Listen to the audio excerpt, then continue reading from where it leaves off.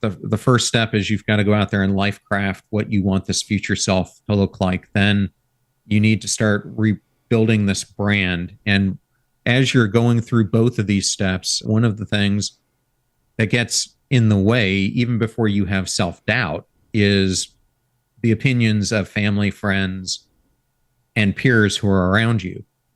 And as I was approaching this chapter, I like to write in a way that I go out in nature and I think about a topic and see what the universe presents to me as a way to approach it. And that's exactly what happened here. Is I was thinking about it. I happened to turn on a podcast. The host was doing this segment on the most dangerous animals on the planet type of thing, and asked the audience this question. And like most of the people in the audience, probably you right now, I'm thinking in my head, it's the great white shark. It's this poisonous jellyfish that they have in Australia, or one of their poisonous snakes, or this or that. And the announcer came back on and said, it's actually the mosquito. The mosquito takes more human lives in a year than all sharks combined will in 100 years. And it's a number somewhere between 1.2 and 2 million, depending upon the year. And when I started to think about it, they're really invisible until they bite you and you start feeling the after effects. I mean, you might hear them buzzing around and they're this pesky thing, but they're a nuance. And the same goes with human mosquitoes in our lives. And I started thinking about the book that Jonah Berger wrote called Invisible Influence: The Hidden Forces That Shape Behavior. And it led me into kind of this. He wrote Contagion too, didn't he? He did. Yeah. Yeah, he's of great. Mosquitoes. Yeah, go on. Yeah. And it led me to start thinking about what are the different types of people that we run across that keep us from achieving our dreams. And the first one I define as the bloodsucker. And I'm a big Terry Cole fan. And one of the concepts that she has is something called the boundary destroyer. And that's exactly what a bloodsucker is. It's these manipulative people who want what they want from you, and they're going to do whatever it takes to get that last drop of blood out of you. The next one, I think, is something that so many of us run into all the time, and that's the invisible suffocator. These are the glass half empty people in our lives, the pessimists. They cling to the status quo. Or the past. And then, yes. Yeah. And then the third are the PETAs, or the pain in the asses. And to me, these are the people in your life who are two-faced, or they're the people in your life who never listen to you, but always just pontificate about what they think they know without doing any research on it. But really, they just get in the way of your momentum. And I picked these funny names for them to help people remember them. But once you recognize who the bloodsuckers are, the invisible suffocators and PETA in your life, it gives you a great advantage, because now that you know who they are, you can do something about them. And this isn't only in your personal life. This plays out just as much, if not more, in your work life. I mean, just think about what these mosquitoes are doing to employee actions. I mean, they're reducing motivation and engagement, same as it does in your personal life. They're decreasing productivity and performance, same thing that they do in your personal life. It increases stress, etc. So it's so important to recognize them and then develop some strategies on then what are you going to do about them. Okay, so I have a couple questions. So first is, how do we audit, right? So how do we identify that we have a pain in the ass or a bloodsucker or any of these, we'll call them emotional contagion, spreading bugs? And then the other, I think it's easier, it's one of those scenarios where it's easier said than done, where it's like, we don't want mosquitoes in our lives, but it's much more difficult when that's your sister, or it's your mother, or it's your uncle that comes over every Christmas and you want his approval, let's say. I think it's much more difficult. I think it's more difficult when it's family or friends, right? Because usually in the case of both family and friends, you've evolved together. So you've been a lesser version of yourself. They've seen you potentially at your worst, or in scenarios where they may view you as a former version of yourself. And it's hard for them to see how you're evolving because they already have this predefined schema, or they have this predefined archetype of who you are. And so when you come to them, let's say with a big idea, you go to your sister or you go to your mother or whomever with these big ideas, it's very difficult for them to say, well, this is the progression that, this individual has made before. They sort of just see you as like little Johnny, right? Or little Stephanie, right? They just see you as a smaller version of who you are. And there's a lot of obligation, or maybe implied obligation, we'll say, to family. So how do we deal with that?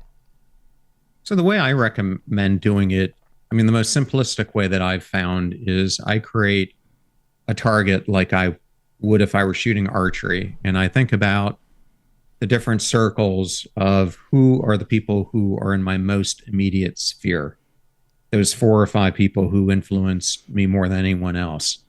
And then I go through the exercise of, do any of them meet any of these criteria? And then I go to the next circle, the next circle, the next circle. And I have found that that's a helpful tool to kind of analyze who is doing this, because once you realize where they're sitting on this, and you could even color code them based on the type that they are, or if they're not one of the types and they're a positive influence. But once you know that they are having that influence, you get to see it in a reference of how close they are to the impact that they're having on you.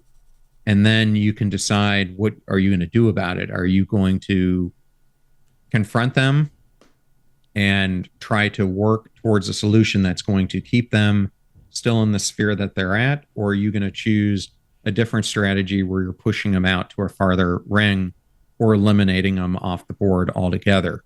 And so some of the things that I think you need to work through is to identify your limits. Start by understanding what your limits truly are, and what are you willing to accept from people around you, and to how it's impacting your emotional and mental limits. Once you do that, it's then understanding this communication path that you need to have for how you're going to communicate the boundaries that you want to have with these people. And it's not just about stating your limits, but more explaining the rationale behind them. And then one of the things that I think people really mess up in is the consistency of the action. So if you're not consistent with reinforcing the boundaries that you want to have with people, you're going to let the old behaviors come back in. And so you really have to be mindful about the consistency. I also think it's extremely important to practice self-care as you're doing this, because we all know when these mosquitoes impact our lives, they create self-doubt, they create impacts to self-worth. So to me, setting boundaries is an act of self-care. It's about recognizing your worth and giving yourself to prioritize your own well-being. And then lastly, I think it's seeking out external support, whether that's a friend or a family member who can give you guidance, or it could be professional support that you need. Yeah, this is where Terry really shines, isn't it? With the Boundary Boss book. We had her on the show. Sounds like she's been on your show as well, in terms of how to articulate boundaries. And to your point, it's the consistency of holding those boundaries, which is on you as the individual. And I think this is where I find a lot of women struggle greatly with this. I don't know if this is the same for men. I think women are generally raised to be conflict averse, and you hear sort of social psychologists like Jordan Peterson talk about, when women are in a conflict with each other, it's often not physical violence. I mean, sometimes it's like that, but it's often because we don't have that available to us. It's not socially acceptable. It's usually character assassination, right? So we'll go after a woman's promiscuity, or she's not pretty, or she's not this or that.